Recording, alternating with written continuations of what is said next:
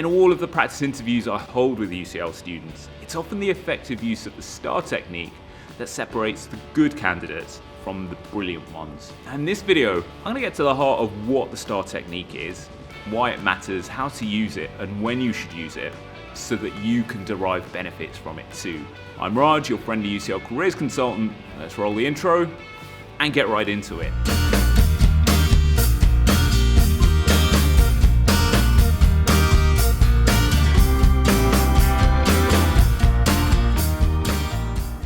STAR is an acronym, and it stands for situation, task, action, result.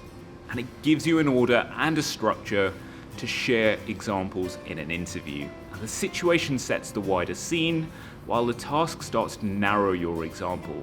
E.g., during my political sciences degree, I was tasked with analysing a Swedish political campaign. Or, while volunteering at the Grant Museum, I was tasked with designing a visitor satisfaction survey. The situation and the task set your example up.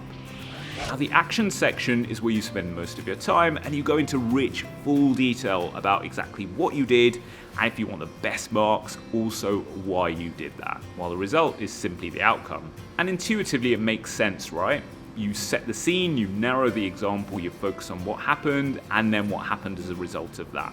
This is simply the bedrock of good storytelling, so that your example makes good sense.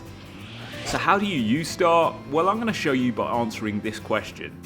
Tell me about a time when you used communication skills to make a difference. Sure. When I was working at the Grant Museum as a volunteer, I was tasked with designing a visitor satisfaction survey. The very first thing I did was to share news of what I was doing with my fellow volunteers so that A, they knew, B, they could share their ideas for good questions to ask in the survey, and it was great for getting diverse viewpoints. But also C, by including their questions, everyone pulled round to ensure the success of the survey. The next thing I did was to set up a mini pilot project where I took the draft questions and I shared them with visitors to the museum. And it really helped me refine the questions to get them in their best possible shape.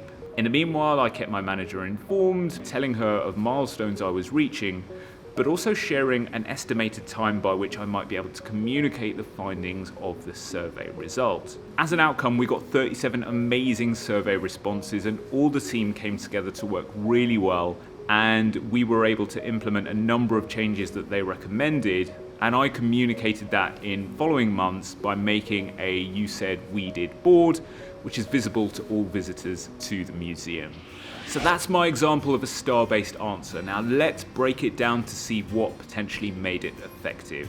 Firstly, the situation and the task were super short, and I spent the vast majority of my time in that action section, maybe 70, maybe even 80%, where I went into rich detail about what I did and why I did it.